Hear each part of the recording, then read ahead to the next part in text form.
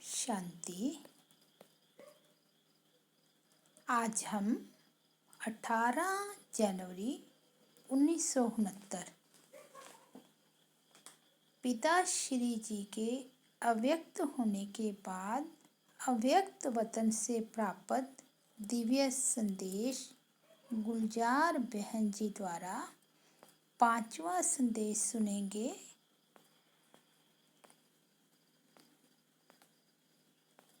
ओम शांति। ओम शांति।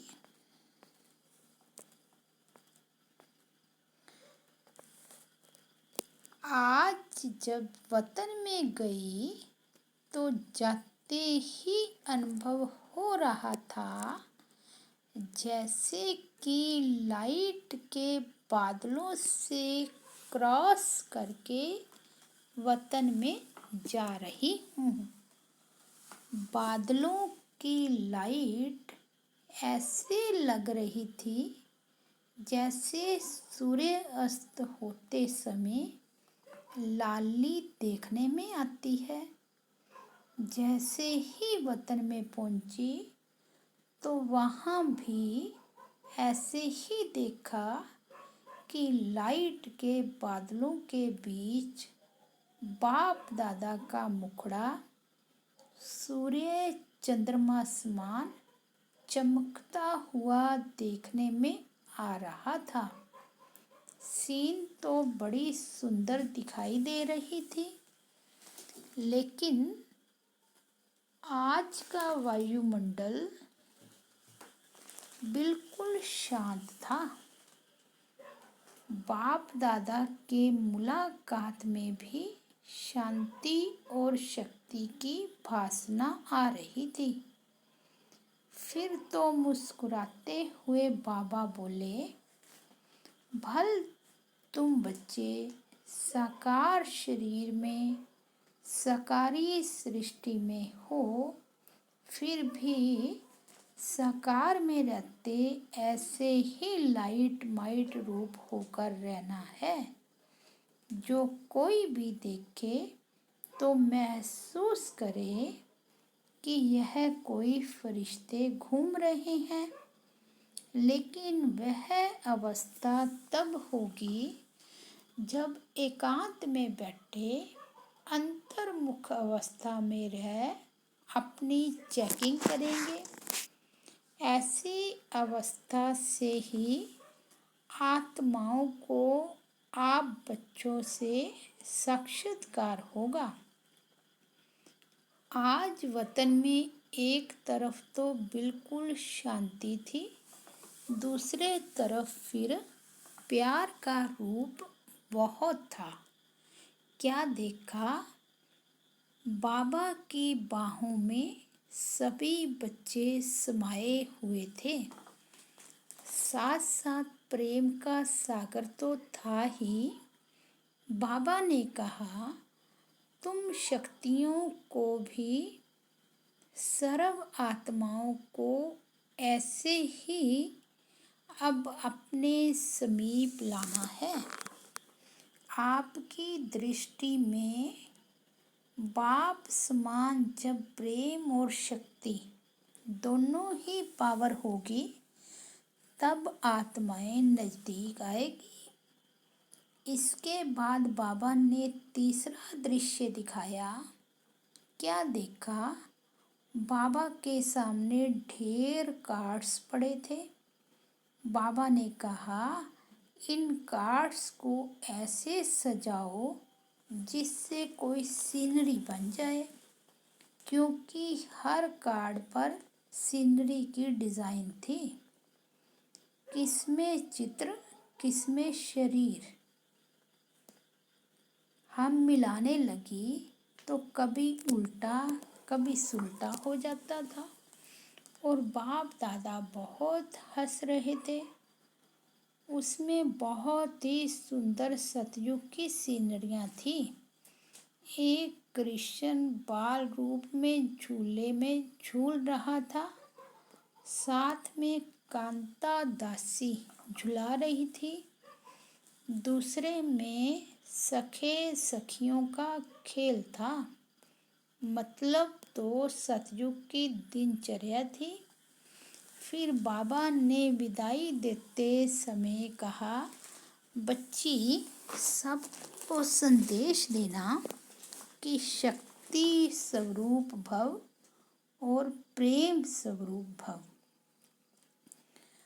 फिर छठा संदेश है, आज जब इस देह और देह के देश से परे अपने को सूक्ष्म वतन, जिसको ब्रह्मापुरी कहते हैं, वहाँ गई तो परमात्मा बाप ने एक दृश्य दिखाया।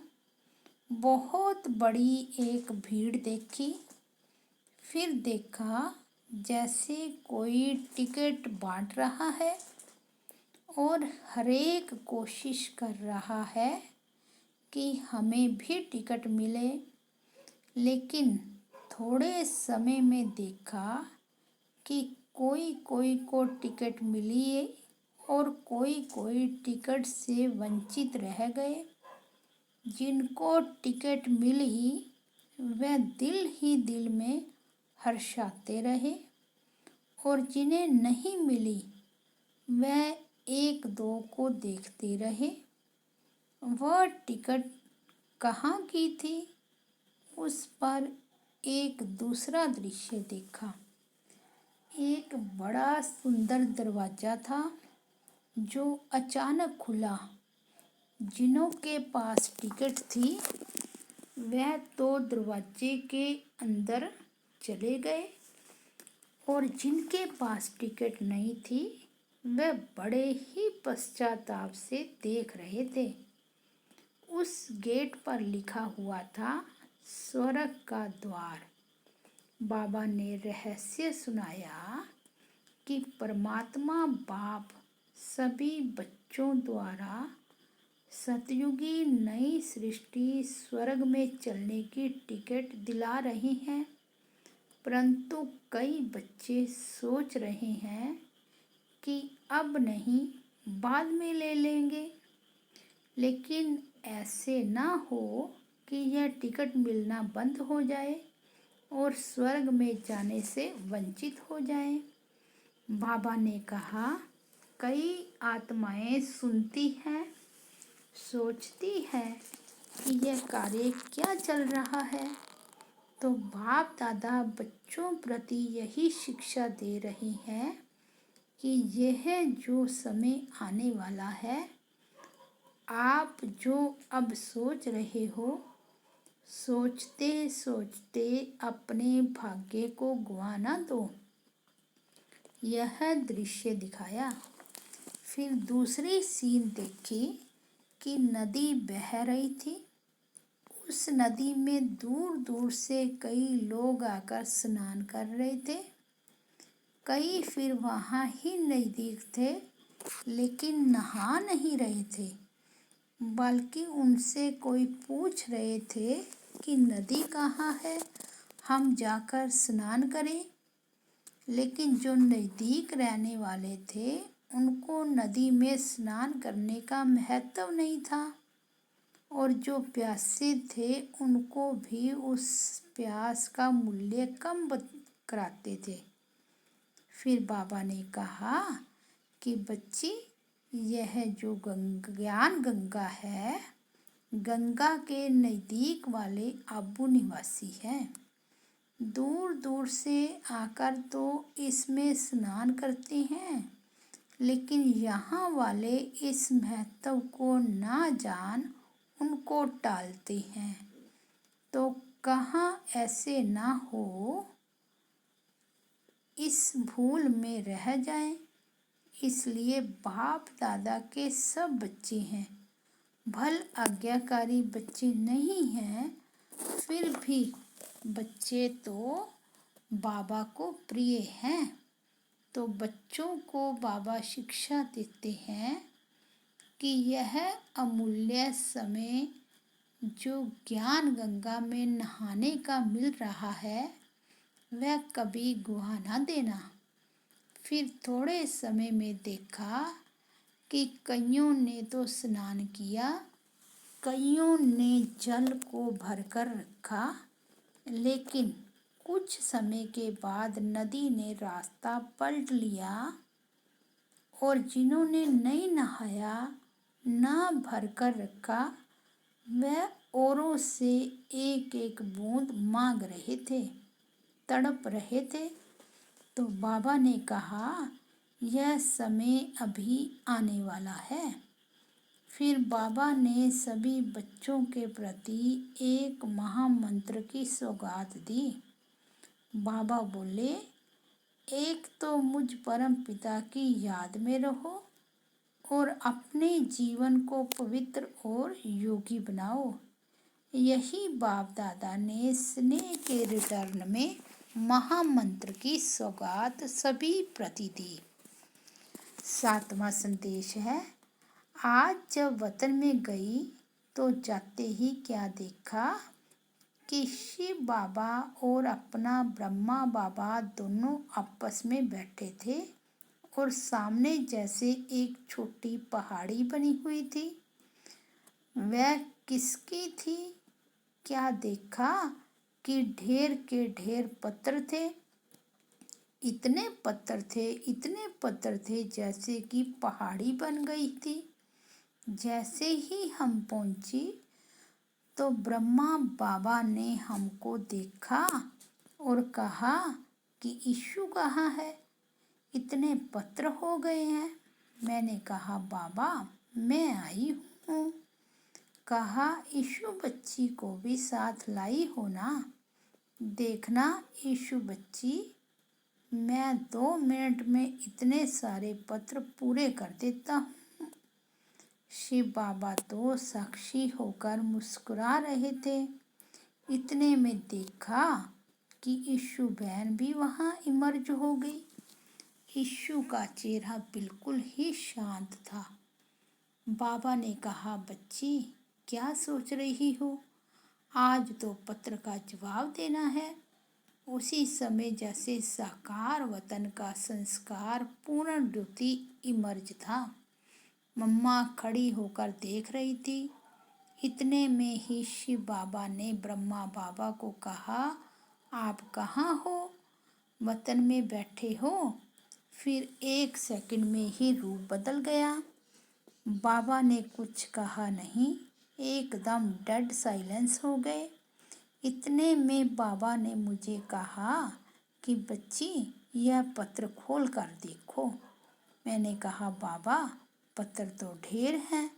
बाबा ने कहा, बच्ची इसमें तो 1 सेकंड लगेगा क्योंकि सभी में एक ही बात है। इसके बाद बाबा ने सुनाया कि सभी पत्रों में बच्चों के उलाने ही हैं। पत्रों में सभी उलाने ही थे। अब देखना बाबा बच्चों को रिस्पॉन्ड करते हैं। देखना 1 सेकंड में मैं सभी को जवाब दे देता हूँ। फिर बाबा ने सभी पत्रों का लाल अक्षरों से यहाँ मुआफिक ही पत्र लिखा। पत्र में क्या था? ब्राह्मण कुलभूषण सदर्शन चक्रधारी यह रत्नों बच्चों प्रति समाचार यह है कि सभी बच्चों को उलानों के पत्र सूक्ष्म वतन में पाए। सभी बच्चों के उलानों के पत्र सूक्ष्म वतन में पाए। रिस्पॉन्ड में बाप दादा बच्चों को कह रहे हैं कि ड्रामा की भावी के बंधन में सर्व आत्माएं बंधी हुई है। सभी पार्ट बजा रही है। इसी ड्रामा के मीठे बंधन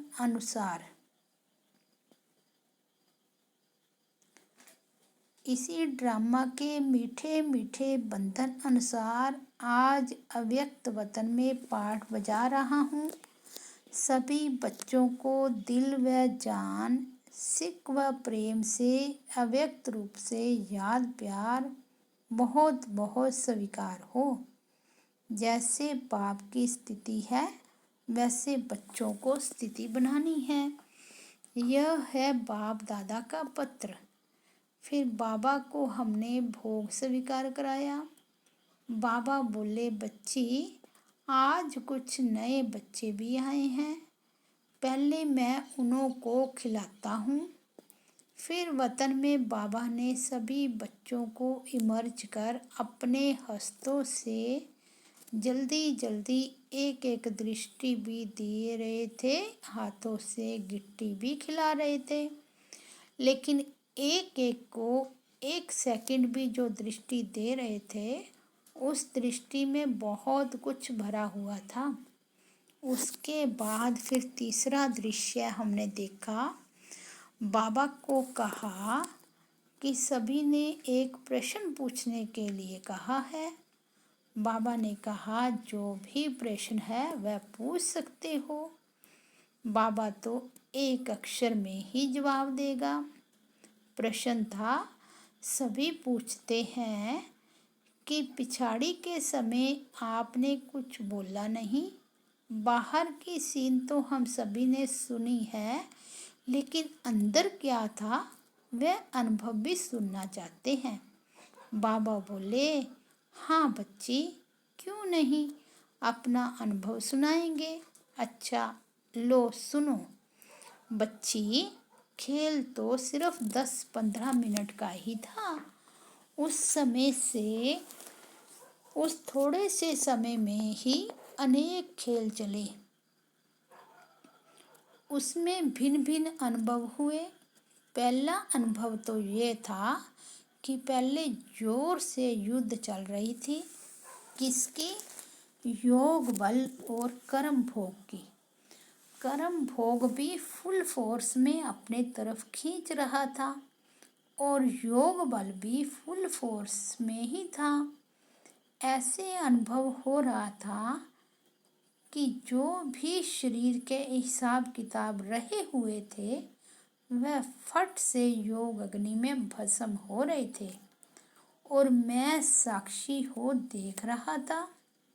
जैसे अखाड़े में बैठ मल्ल युद्ध देखते हैं। मतलब तो दोनों का फोर्स पूरा ही था। उसके बाद बाबा बोले कि कुछ समय बाद कर्म भोग तो बिल्कुल नॉर्मल हो गया, बिल्कुल निर्बल हो गया, बिल्कुल दर्द गुम हो गया। ऐसे ही अनुभव हो रहा था कि आखिर में योग बल ने कर्म भोग पर जीत पा ली। उस समय 3 बातें साथ साथ चल रही थी। वह कौन सी थी? एक तरफ तो बाबा से बातें कर रहा था कि बाबा, आप हमें अपने पास बुला रहे हो। दूसरी तरफ यूं तो कोई खास बच्चों की स्मृति नहीं, लेकिन सभी बच्चों के स्नेह की याद शुद्ध मोह के रूप में थी।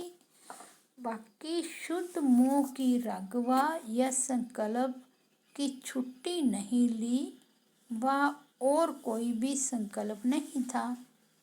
तीसरी तरफ यह भी अनुभव हो रहा था कि कैसे शरीर से आत्मा निकल रही है। कर्मातीत न्यारी अवस्था जो बाबा ने पहले मुरली भी चलाई कि कैसे भां भां होकर सन्नाटा हो जाता है, वैसे ही बिल्कुल डेड साइलेंस का अनुभव हो रहा था और देख रहा था कि कैसे एक एक अंग से आत्मा अपनी शक्ति छोड़ती जा रही है। तो कर्मातीत अवस्था की मृत्यु क्या चीज है, वह अनुभव हो रहा था। यह है मेरा अनुभव। फिर हमने बाबा को कहा कि बाबा, सभी बच्चे कहते हैं अगर हम सभी सामने होते तो बाबा को रोक लेते। तो बाबा ने कहा, बच्ची, रोक लेते तो यह ड्रामा कैसे होता? फिर हमने कहा, बाबा, यह सीन जैसे अब तो आर्टिफिशियल लग रही है, रियल ड्रामा नहीं लगता। बाबा ने कहा कि बच्ची, यह स्नेह की मीठी तार जुटी होने के कारण तुमको अंत तक यह वंडर ही देखने में आएगा। और अब तक भी तो संबंध है, बल साकार रथ गया है, लेकिन ब्रह्मा के रूप में अव्यक्त पाठ बजा रहे हैं। बाबा ने कहा, मैं भी कभी साकार वतन में चला जाता हूँ। फिर शिव बाबा पूछते हैं, कहाँ बैठे हो? यहाँ बैठे जैसे साकार वतन में। यह मकान बन रहा है, वहाँ तक जाता हूँ। मैंने कहा, बाबा, कभी कभी लगता है कि जैसे बाबा चक्कर लगा रहे हैं। बाबा ने कहा, मैं चक्कर लगाता हूँ तो वह भासना तो बच्चों को आएगी ही, मतलब तो रूह रिहान हो रही थी। फिर बाबा ने एक दृश्य दिखाया, जैसे एक चक्कर के अंदर बहुत चक्कर दिखाई पड़े। चक्कर का ढंग ऐसे बनाया था कि उस चक्कर से निकलने के 4-5 रास्ते दिखाई पड़े, परंतु निकल ना पाए। सिर्फ ब्रह्मा बाबा का यह दिखाया कि चक्कर में चलते चलते पॉइंट पर खड़े हो गए, निकले नहीं। बाबा ने समझाया कि यह है ड्रामा का बंधन। ब्रह्मा भी ड्रामा के सर्कल से सर्कल से निकल नहीं सकते। ड्रामा के बंधन से कोई भी निकल नहीं सकते। उस 0 पॉइंट तक पहुंच गए, लेकिन फिर भी ड्रामा का मीठा बंधन है। जिस मीठे बंधन को खेल के रूप में दिखाया है। फिर मिश्री बादामी खिलाई, छुट्टी दी, बोला, आज बच्ची टाइम हो गया है। अच्छा, ओम शांति।